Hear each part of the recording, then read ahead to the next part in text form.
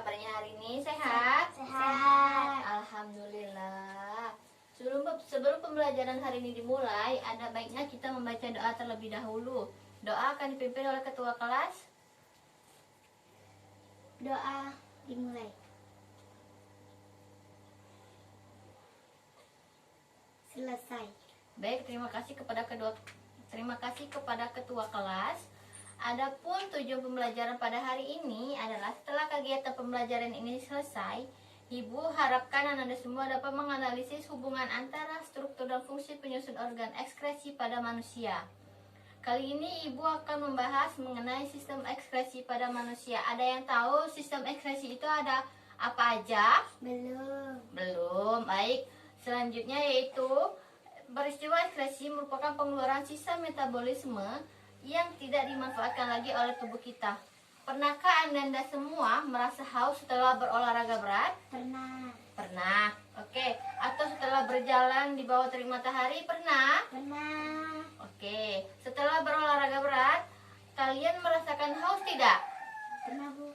Merasakan haus tidak? Iya. Hal itu disebabkan tubuh telah kehilangan banyak cairan atau keringat. Keringat merupakan sisa metabolisme yang sudah tidak diperlukan lagi oleh tubuh. Manusia memiliki sistem ekskresi tersebut sangat penting dalam menjalankan fungsinya, seperti mengeluarkan sisa-sisa metabolisme, mengatur homeostasis tubuh, dan mengatur kadar pH cairan tubuh. Apa sajakah organ ekskresi pada manusia? Apa ya? Yaitu organ-organ ekskresi antara lain ada kulit, paru-paru, ginjal, dan hati. Oke. Bagaimana sih struktur dan fungsi organ-organ tersebut? Oke, mari simak penjelasan Ibu ya. Yang pertama yaitu ada bagian kulit. Kulit ini berperan untuk mengekskresikan urea, garam, dan kelebihan air melalui kelenjar keringat yang ada di kulit. Keringat manusia terdiri dari air, garam, terutama garam dapur atau NaCl, sisa metabolisme sel, urea, serta asam. Kulit ini terdiri dari dua bagian, yaitu epidermis dan dermis. Oke, selanjutnya yaitu apa yang dimaksud dengan epidermis? Ada yang tahu? Tidak. Oke, selanjutnya simak penjelasan Ibu ya. Epidermis adalah lapisan terluar kulit dan terutama tersusun atas sel-sel epitelial mati yang terus-menerus terlepas dan jatuh. Sel-sel baru mendorong ke atas serta lapisan-lapisan di bawah menggantikan sel-sel yang hilang. Ketebalan epidermis menentukan ketebalan kulit. Kulit yang tebal, misalnya pada telapak tangan. Mana telapak tangan kalian? Tunjukkan. Oke, coba disentuh bagian telapak tangan kalian tebal atau tidak? Tipis. Ada yang tebal dan tipis ya. Oke. Ujung jari memiliki 5 lapis epidermis, yaitu ada stratum basal, stratum spinosum, stratum granulasum, stratum lucidum, dan stratum corneum. Kulit yang tipis seperti yang melapisi tubuh tidak memiliki stratum lucidium. Sel-sel pada stratum basal atau spinosum dan stratum granulasum merupakan sel hidup karena mendapat nutrisi dari kapiler di jaringan ikat atau dalam hal ini adalah epidermis.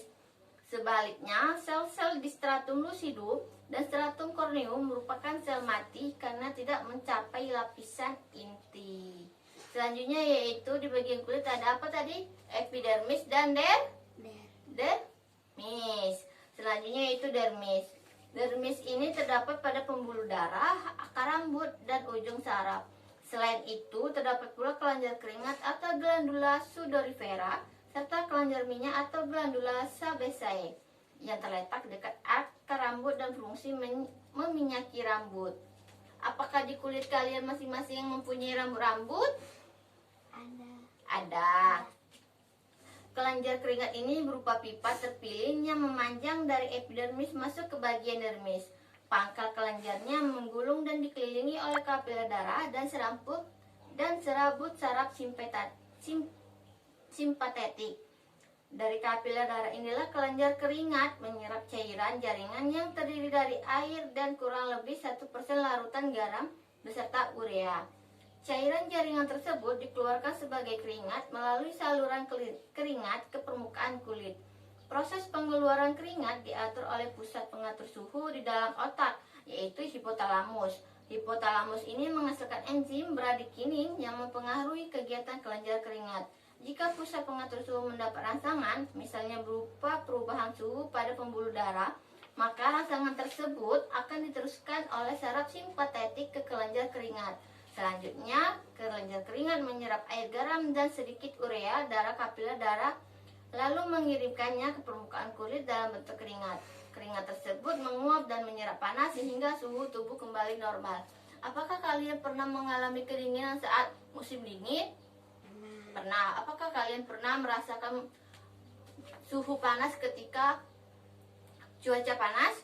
Pernah. Itulah manfaat dari kulit atau sistem ekskresinya.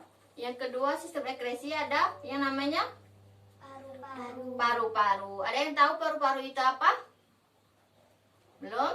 Belum. Oke. Selanjutnya itu ada paru-paru. Paru-paru ini merupakan organ ekskresi yang berperan dalam mengeluarkan karbon dioksida atau CO2 dan uap air H2O yang dihasilkan dari respirasi.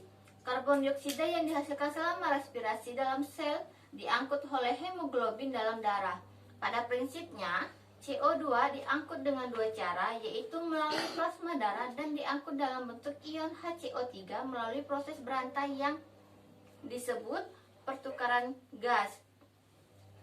Terjadi di alveoli atau tunggal atau alveolus, kantong-kantong udara yang menggugus di ujung bronkiolus paling kecil. Paru-paru manusia mengandung jutaan alveoli yang secara bersamaan memiliki area permukaan sekitar 100 meter kuadrat, 50 kali lebih luas daripada kulit. Oksigen di udara yang memasuki alveoli terlarut di dalam selaput lembab yang melapisi permukaan dalam dan berdifusi dengan cepat melintasi epitelium ke dalam jejaring kapiler yang mengelilingi setiap alveoli. Atau karbon dioksida berdifusi dalam arah yang berlawanan dari kapiler melintasi epitelium alveoli dan menuju ke dalam rongga udara. Oke, tunggu ya, Ibu akan menunjukkan gambarnya. Nih, bisa diperhatikan ini adalah gambar dari paru-paru.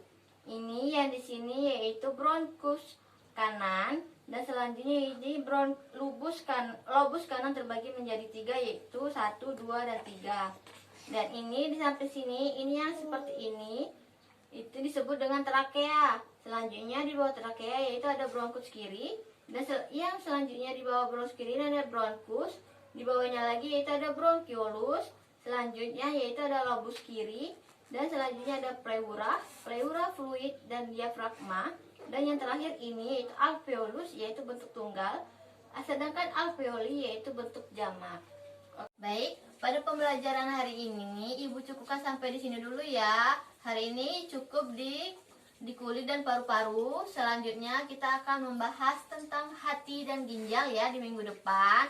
Untuk tugas nanti silakan dicek di Google Classroom-nya masing-masing. Paling lambat itu pengumpulannya besok pagi jam 7 pagi ya. Ingat, 24 jam Ibu hanya mengasihkan batas waktu untuk pengerjaan tugas.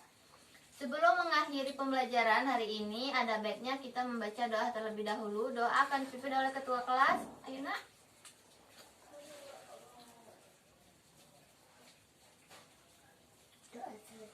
Baik, terima kasih. Ibu cukupkan sampai di sini. Wassalamualaikum warahmatullahi wabarakatuh. Waalaikumsalam warahmatullahi wabarakatuh.